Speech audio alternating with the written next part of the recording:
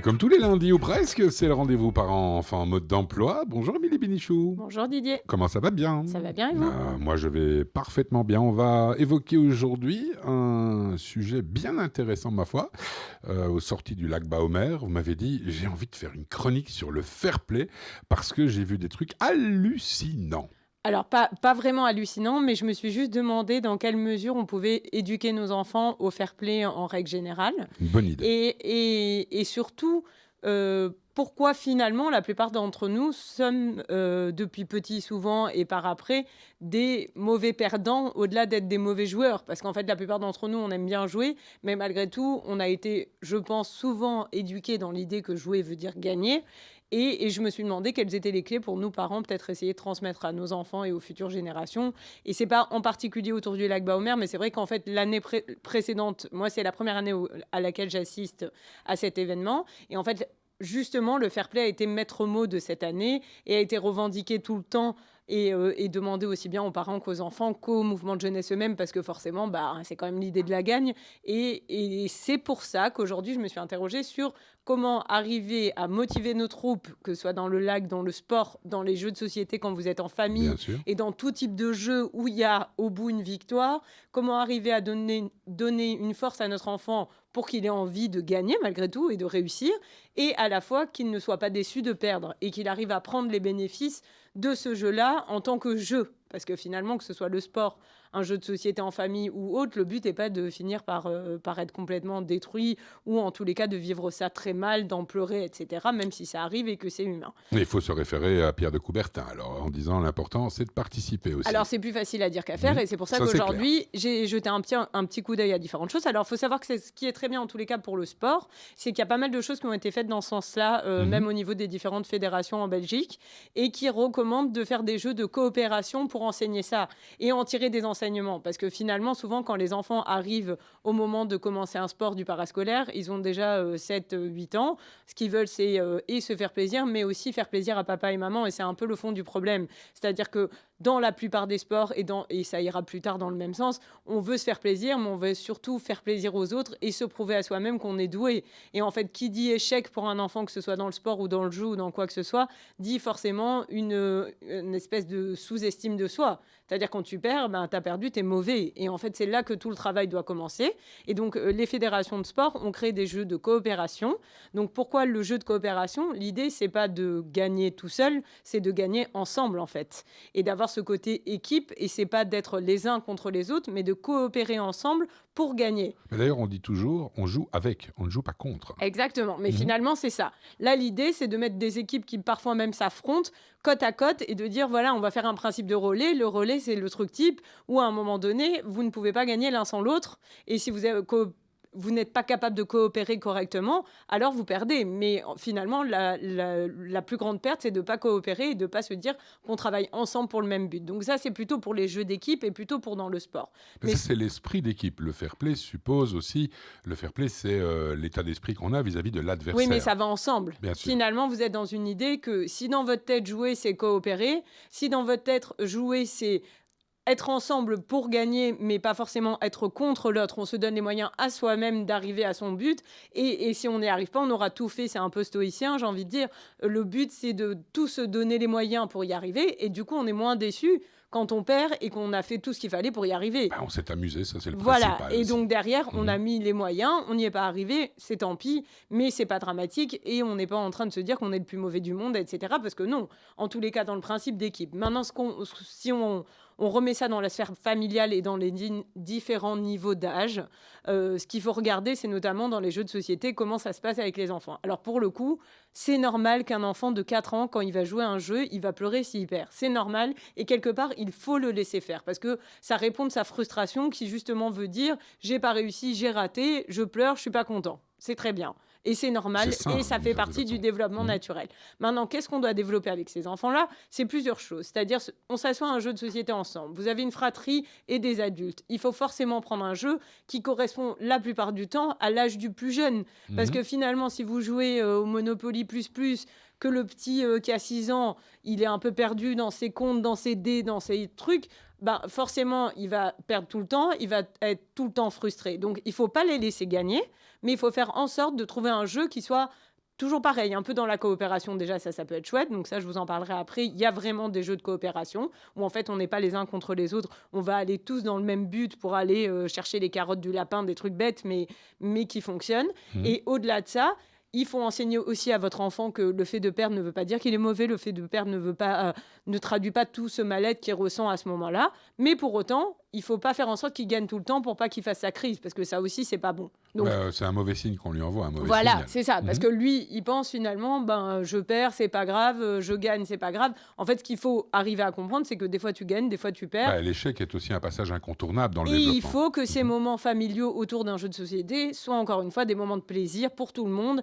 et pas une compétition. Après, j'ai envie de dire qu'il y a un paramètre qui est évident et essentiel dans cette histoire, c'est l'exemple que nous, adultes, on va donner aux enfants. Là, pour le coup, si par nature vous êtes un mauvais perdant, c'est quand même compliqué et je le vois, je ne dirais pas à la maison, mais j'ai pu le voir, des adultes qui sont plus fâchés que les enfants quand ils perdent contre les enfants. Donc, J'ai connu ça. et je pense que c'est une éducation générale en famille Mmh. et en tous. Être compétitif, c'est bien, on va pas dire qu'il faut pas, mais toujours pareil, il faut essayer. Et chez votre enfant, ce qu'il va falloir faire, c'est toujours pareil. Et trouver des jeux qui s'adaptent à tout le monde dans la mesure du possible en termes d'âge et qui répondent à tout le monde en termes de connaissances. Et éventuellement, quand on sent que c'est un âge, parce qu'il y a certains âges qui sont plus problématiques que d'autres, essayer de faire en sorte de passer sur des jeux de coopération qui vont moins mettre en compétition. Et encore une fois, ne quand même pas jouer le jeu de laisser gagner ou de pas perdre parce que ça fait partie du jeu de gagner et de perdre et que votre enfant, comme pour toutes les frustrations de sa vie, doit comprendre qu'à un moment donné, on ne gagne pas tout le temps, on ne perd pas tout le temps et que même si on perd souvent, ça ne veut pas dire qu'on est quelqu'un de mauvais et c'est vraiment ça l'idée. Et pour le fair play, effectivement, il faut essayer d'enseigner à nos enfants que on est en train de jouer, on ne doit pas en vouloir à l'autre parce qu'il nous a fait perdre, parce qu'il nous a pas fait perdre. On a perdu à cause de la chance, on a perdu parce qu'à un moment donné, on n'a pas été assez rapide ou des paramètres extérieurs, mais c'est pas grave. Parce que les autres sont meilleurs à ce moment donné bien précis. Voilà, c'est ça. Mmh. Et que ça n'implique pas que ce sera toujours le cas. Et voilà, parce que pour les enfants, c'est un peu quand c'est répétitif, effectivement. Et c'est pour ça que je dis de bien adapter les jeux en fonction du moment, de l'âge, etc.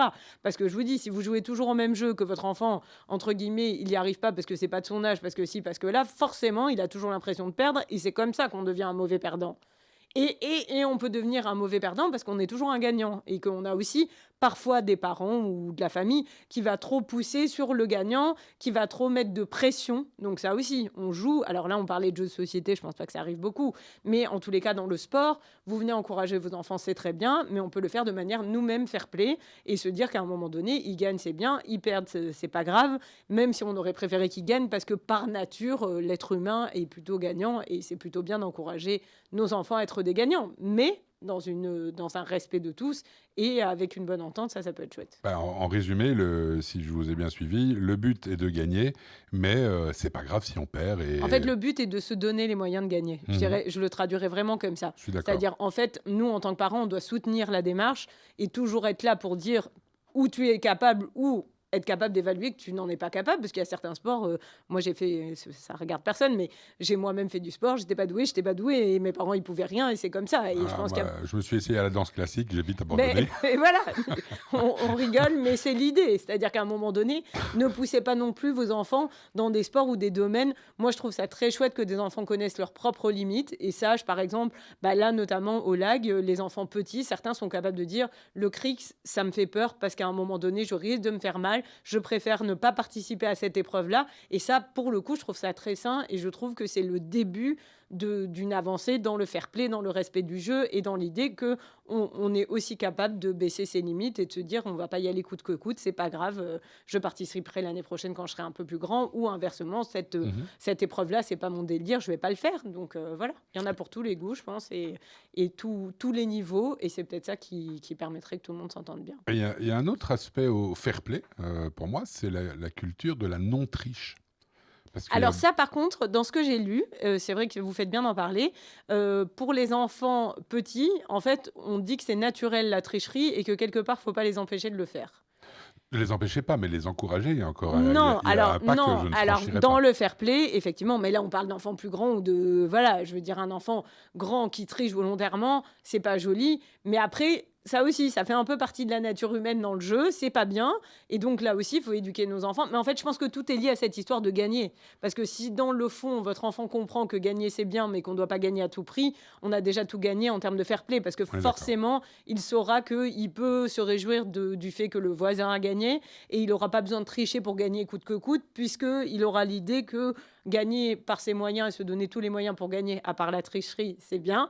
Mais sinon, effectivement, le respect des règles, et cetera, ça fait aussi partie de l'enseignement du fair play, évidemment. Bien, vous aviez dit tout à l'heure, et on va y revenir pour terminer cette chronique si vous en êtes d'accord, Tout à fait. vous avez dit que vous aviez un jeu de coopération, c'est comme ça que vous Ah les oui, appelez? alors c'est les À jeux, nous alors renseigner. ça fait un peu pub, mais c'est la marque ABBA, si je dis pas de bêtises et nous, on avait acheté à la maison un jeu avec une histoire de lapin qui doit aller cueillir des carottes et en fait, vous êtes ensemble pour aller cueillir toutes ces carottes et en fait, il faut que le lapin n'ait plus de carottes à manger avant que vous ayez perdu, vous voyez? Et j'ai un truc aussi avec des licornes dans la même idée Mhm. où finalement, tout le monde lutte pour permettre à toutes les licornes de monter sur un nuage. Donc vous êtes tous ensemble et si les licornes gagnent, ben vous avez perdu, mais contre la licorne. Donc au pire des cas, il y a une licorne, vous êtes fâché contre une licorne ou un lapin qui a mangé toutes les carottes. Mais en tous les cas, dans la fratrie, vous avez joué ensemble pour dégommer la licorne ou le lapin. Donc c'est ça. Et c'est ça l'idée de ces jeux de coopération. C'est-à-dire on se met tous ensemble autour de ce jeu-là